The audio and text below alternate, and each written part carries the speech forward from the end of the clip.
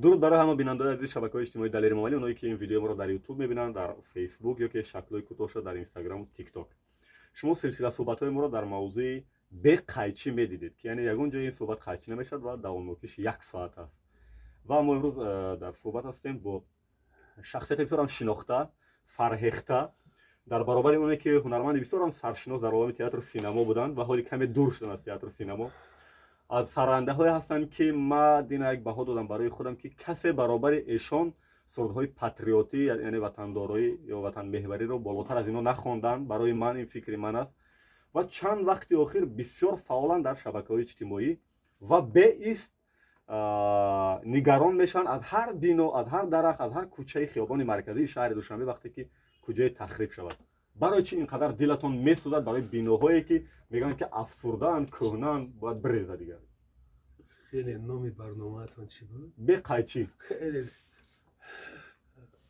مشکل است سخن کردن پیش شما با این یعنی با این نامی که گذاشته. یعنی باید حتما فکر کرده که باید ما فکر بکنیم. بله. پیشتای شوخی ستمگر لب کشیدن مشکل است میگم. خیر بزرگان به شما لب کشیدن خیلی مشکل است. چی بود؟ چرا این بیناهایی که مردم میگن که دیگه باید ویران شود برای که چی به طلبات جوابگر نیست، سیمای شهر بعد میتوند کدام روز افتاد، شما میگید که نه اینو باید باشد؟ نه، ما تماما با این عقیده ها راضی نیستم. من هم چون یک شهروند تاجیکستان حق دارم که فکر و عقیده های خود را ابراز بدارم و همچون یک شهروند پایتخت که من از ایام دانشجویم در این شهر بزرگ شدم و هر یک بینای این شهر خاطره است، هر یک بینای این شهر یادگاری. برای شما چی میکرد این بیناها؟ اینا برای ما الهام میدهند، اینها به ما خاطره های شیرین میدهند. اگر که اینها الهام نمیدادن این بناها عزیز نمی بودن، شاعرای بزرگ ما در باره این وصف نمی کردن مثل استاد لایق. در ببخشید که فراموش کردم، اما دیدم خواهد برای یادگاری دیگه در تنی همون بناهایت خاطره بگذارم. این خاطره ها ما را به گذشته دور میبرد، ما را به فکر کردن وادار میسازد. ببینید این رمانتیزم ما شاید خلل رساند برای پیشرفت شهر ما. این رمانتیزم ما باید این بناهای نادر تاریخی را یعنی که حس بکند. این رمانتیزم ما باید در دیگران هم پیدا شود.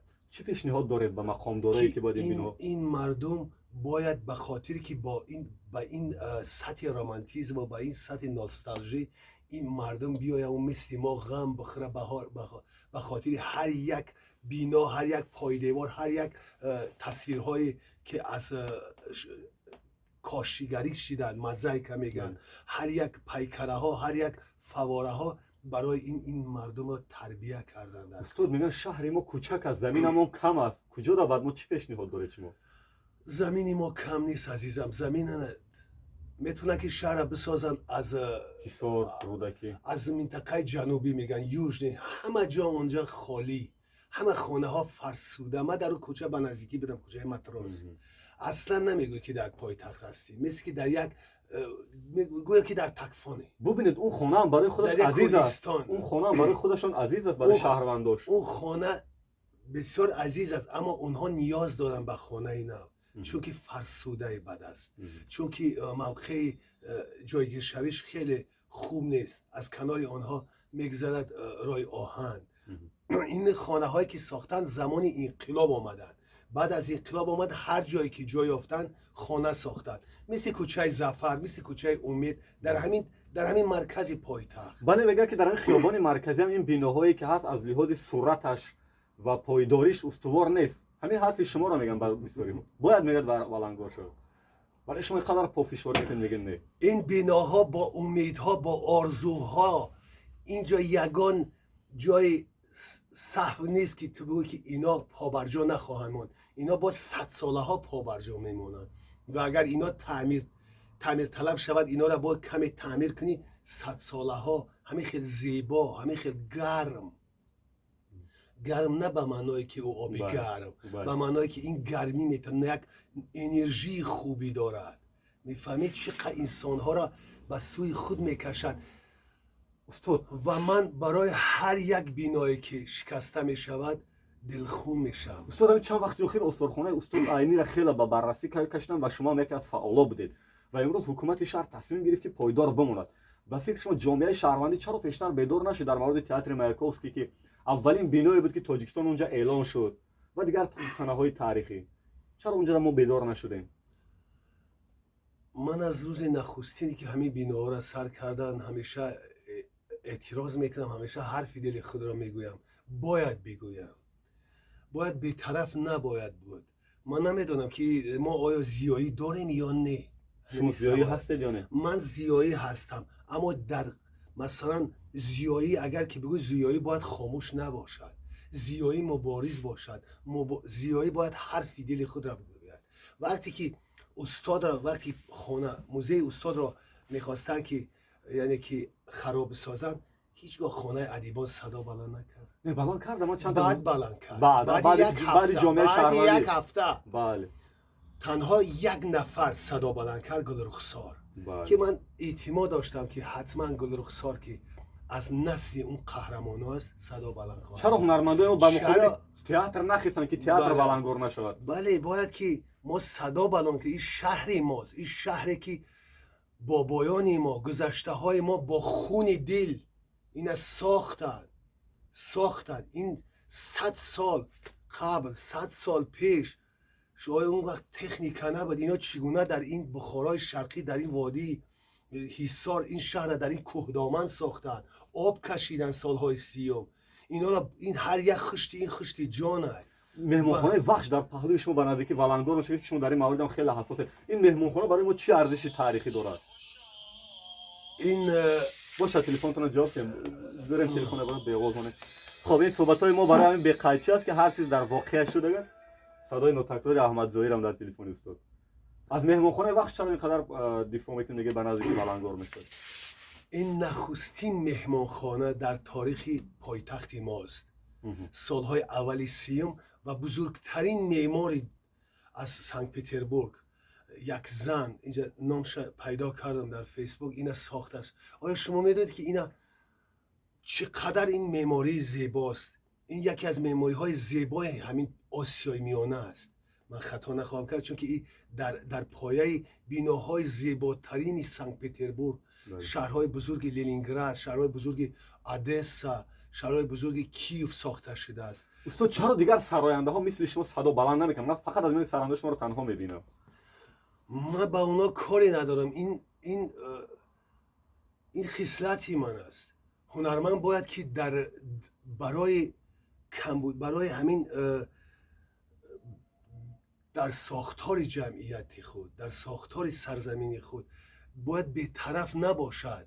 ما باید در همه ساحه ها باید که صدا بلند کنیم، مبارز باشیم، وفادار باشیم. در صحبت سراینده ها میشین همین گپا رو میگید، اونا چه عکس العمل میکنن؟ اونا اصلا تصورات ندارن و آن کی تصورات ندارن فهمیشون در همون پایه است و فهمیش هنریشون هم در همون پایه است. بسیاری میگن که جعفر جلال وقتی آخر سرود کم تهیه میکند گذشته است با دردهای جمعیتی، شاید میگن از بیکاری. شما چی نظر دارین؟ من چرا کار دارم که اصلا این کاری من نیست. بله. اصلا این مثلا راجع به این معماری ها بحث کردن، پیشنهادهای کاری من نیست. اینجا باید نماینده در حکومت شهر باشد، کمیته معماری است. مثلا راجع به زبان که حرف میزنم این کار من نیست، اون در اون کمیته زبان است. بله. اینا باید این مسئله را بینند. این کار من نیست که مثلا در تمام ساحه هایی که من حرف میزنم این کار من نیست. کار من ایجاد است. هم دیگه که هر ایجاد نمیتونه، وقتی فقط گپ میزنن میگم من شب و دراز باید ایجاد بکنم، سرگران ای باشم، اما ما را این غم ها آزار میدهد، آرام نمیگذارد. شخصا من آرام بودن نمیتونم. برای این همه دردها با دوشنبه چی خوانده شما همچون هنرمند برای دوشنبه؟ دوشنبه ای محبت خانه من، با آهنگش یکی هستم زی عاشق شاعرانم، با آهنگش اگر بیگانه مهرت نورزد بمانم من همیشه مهربانت. این شعر از شهریه عزیز ما اینا با تابش تقریبا یک 15 سال پیش یک چیز دیگه بابا فی دوشنبه خوندید و کلیپ هم کرده همون چند مصرش آهنگ کردی چی از یادتون اومد؟ بیا بیا که جاده ها نمیشوند بی تو تایی. بله.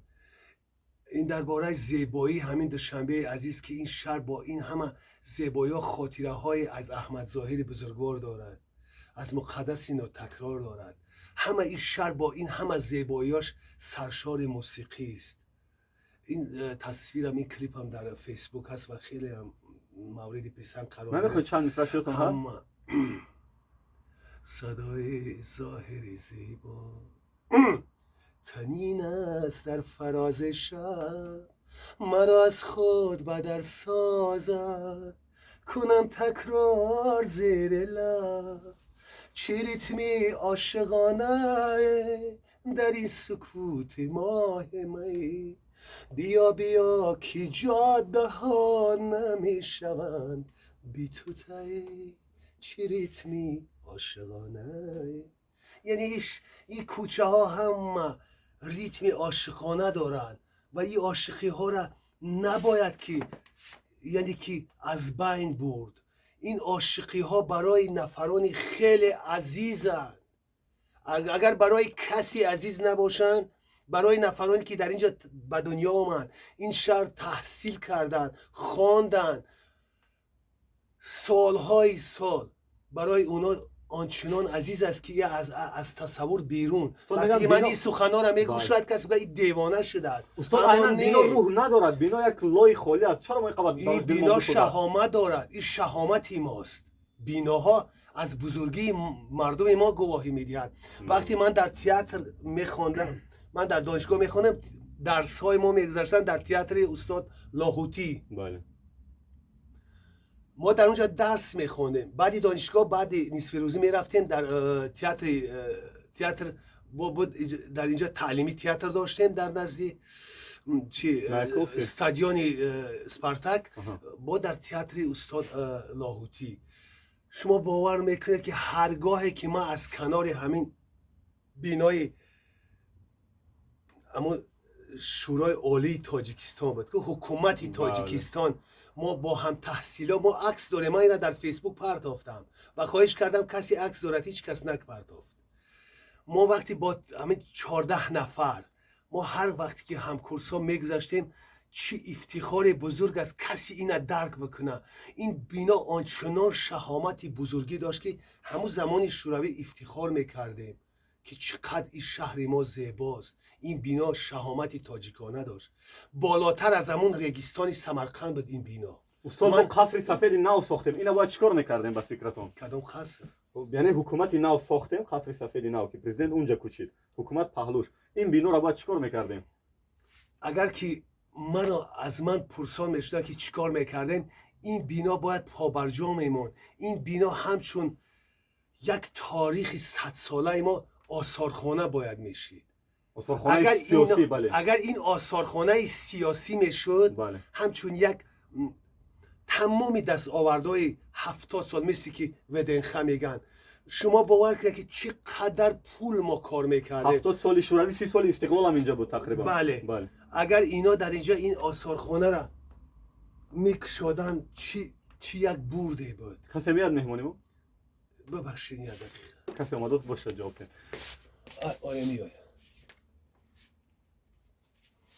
و شما میدونه که تمامی خود رئیس جمهور گفت سال رشدی سیاحی، تا که ما جلب کنیم تمامی دنیا را شناسایی کنیم با تاجیکستان عزیز. و برای که شناسایی کنیم تاجیکستان را به خارجی ها، این بیناها را باید که ما از بین نمی بردیم. و اگر اینجا میشید آثارخانه، همه دنیا تنها به خاطر آثارخانه من حتی می آمد. خب ما در نهاده استاد صحبت بیان. سلام علیکم.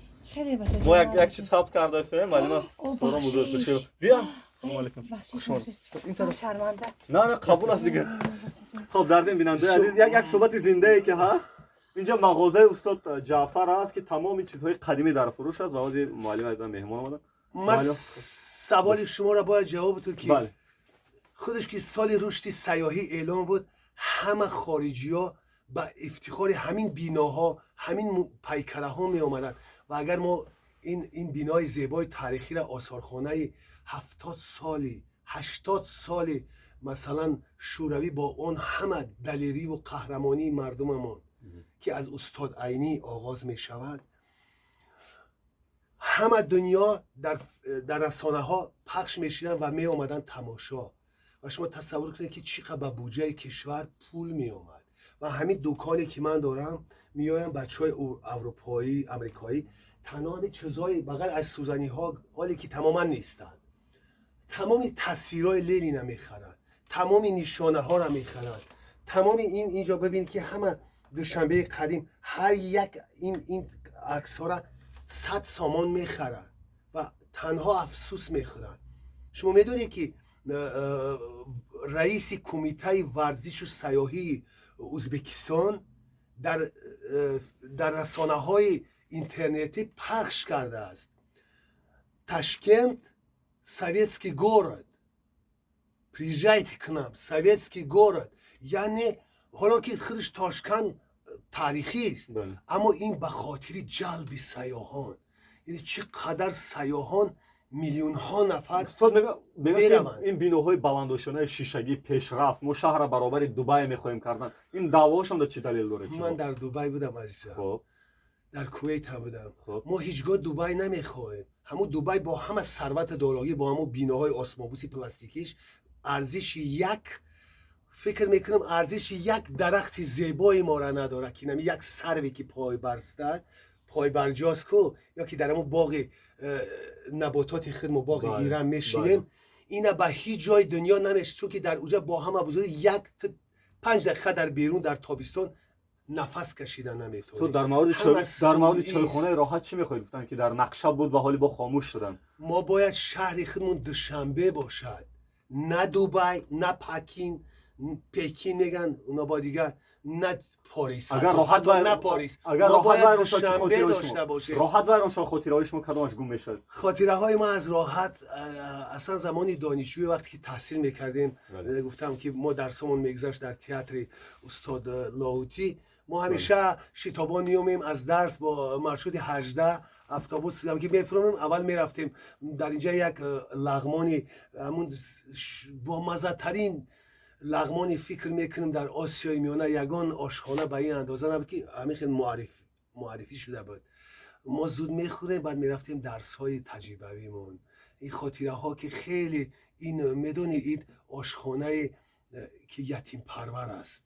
فکر میکنم تمامی دانشجویای همین دوشنبه در طول همین تمامی سالی که وجود داشت همه نیستش با فکر بی پول هم در اونجا خوردن. استاد میگن از 50 نسلی از 50 ساله بالا اگر خدا عمرتون دراز باشد، میگن نسلی از 50 ساله بالا که از میان رود این همه جنگ و دعواها هم از میان میره، تمام دیگه ما خلاص میشه. میگن یعنی میگن بیشتر اونای دعوا میکنن برای دوشنبه کسی نشون از 50 بالا، اونای دعوا میکنن که در این شهر بزرگ شدن، اونای دعوا میکنن که این شهر ساختن، اونای دعوا میکنن اگر خودشون هم نساخته باشن پدرای بزرگشون ساختن. این شهر با خون دل ساخته شده، این شهر برای این شهر نمیتوان.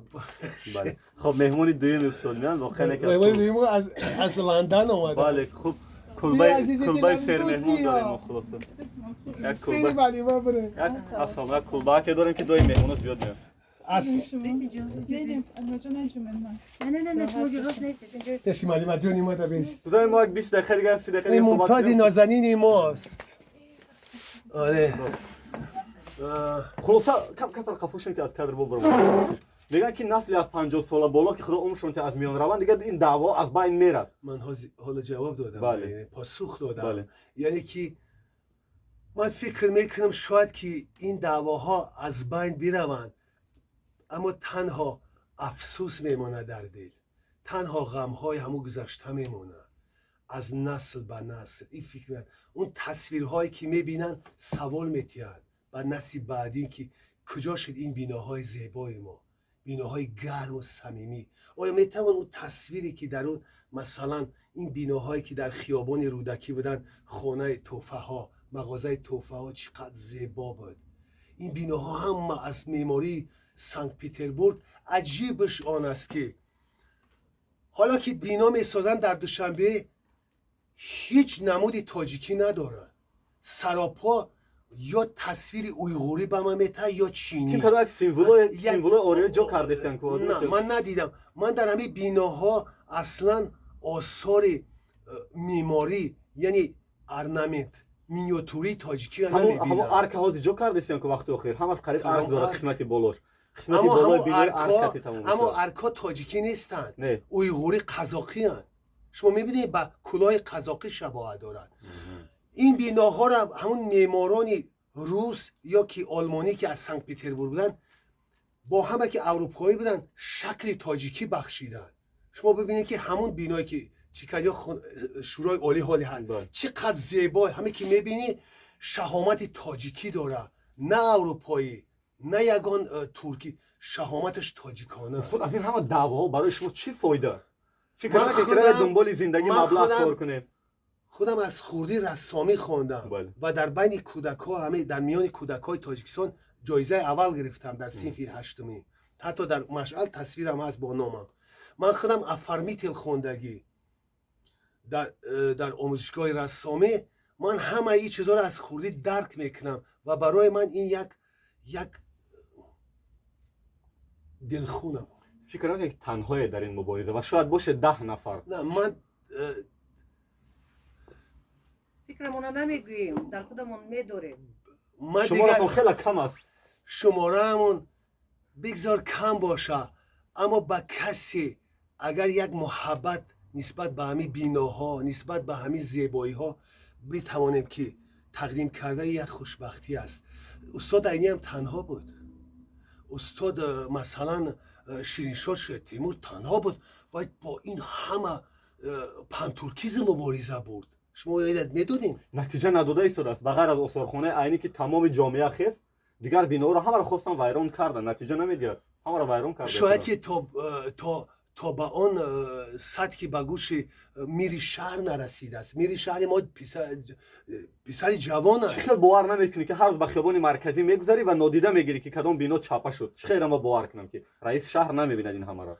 شاید که اون جوان است، باید اون یک نفر مشاوری باشد که اون بفهماند که پسر عزیزم این بیناها باید که پابرجا بماند. باید که فکر میکنم که مشاوران که اونا احاطه کرده است خیلی در سطح پستن. اگر که سطح پست شعورشون نباشن این کار انجام نمیتن و من خواهش میکنم که در گرد اطراف همین رئیس شهر و انسان‌های فهمیده باید باشن، نفرایی که خوانده باشن از دایره این فن‌های مثلا معماری، از فن‌های فرهنگ. با این معماری فرهنگ هم داخل میشه. مثلا همین تصویرایی که در بیناهاست از کاشی میگن مزایکا، اینا یک صنعت بزرگ تصویری. آیا شما میدونید که اینا نرخ ندارن؟ ولی یک کران هم تا چاپا میکنه شد. میلیون ها دلار ارزش دارن. مثل که این بینای افسانه سکس کرد چاپا کردن، خیریت که همین غفور شرمتوف همین سری وقت صدا بلند کرد، اینها را مند کردن و اینها را یعنی که نجات دادن. در اونجا 4 پلتنا میگن، 4 تصویری بسیار ارزشمند بود. این مزایکا حالی پشت همین حتی بانرها مونده ایستاده در شهر، مزایکای صنعتی واقعی پشت همین بانرها. یک چیز این دعواهای شما، من احساس میکنم که همه شما رو به یک روی خط وارد کرده است که دیگه وقتی آخر سردای شما رو در تلویزیون ها نمیبینیم. برای چی؟ اگر حالا خوب ما سپاسگزاری میکنم که همین فیسبوک هست، همین اینترنت. من همون دردی دلی خود را یعنی که بیرون میسازم. با روی خط سیاه وارد شده میشه، ترس نداره؟ کدام من دیگان من با کسی بدی نکردم، من با کسی خیانت نکردم، من کسی را آزار ندیدم، من کسی را حقش نخوردم ندزدیدم. من تنها همچون یک شهروند تاجیکستان که من این از جان بیشتر دوست میدارم، من ابراز نظر میکنم. اگر نظری من پسند باشد خوب، اگر نباشد باعث افسوس. پس چرا سردای شما رو وقتی که در تلویزیون نمیبینیم؟ 5 سال اخیر دیگه سردای شما رو تقریبا نمیبینیم. نه صدای ما در تلویزیون وقتی که لازم شود پخش میکنن. خب یگان این وقتی که لازم نشود پخش نمیکنن و اینا شاید که من با اونها در کار نیستم دیگر. از کنسرت های حکومتی هم دیگه دعوت در نمیشه. کار نیستم، اونا نفرای خودشو ندارن. نمیترسیم که مثلا جوراهای شما همراهای شما علاقه هستن ولی شما نیستین. من اصلا در این باره فکر نمیکنم. من تنها سرگران و من پایبند کارهای خودم هستم.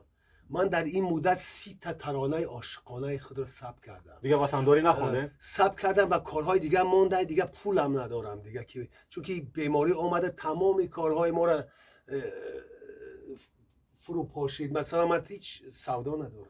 برای سرودای پاتریوتی کی به شما مبلغ میداد که وقتش رو میخونده؟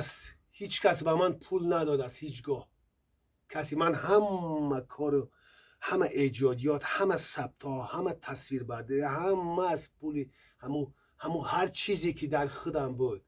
من نه ماشین گرفتم، نه قصر، نه بوستانسرا. میگن یک وقت پرزیدنت به شما یک ماشین هم تحفه کرده بود، به شما و تابیش. بگذارم باشه. واقعیت بود یا نه؟ بله. چی بود مارکش 07 بود؟ مثل که بچه‌ها سوال دادن در یک برنامه گفتن که رکجان پرادو برای شما تقدیم کردن. نه دادن یا نه واقعا؟ بله. چی بود از روی انصاف واقعا چی ماشین بود؟ نه خوب بود، محبت، صمیمیت، نبود عزیزی. پس ماشین نبود. سخن‌های خیلی تاریخی پرزیدنت کشور. ماشین نبود خلاصه. نبود. مهم نیست برای من مهم. چی من نمیگم مردم فکر میکنن که به شما ماشین دادن دیگه. نه برای من این ماشین، این خودنمایی ها یا عجیب نیستن. من میخوام ایجاد بکنم.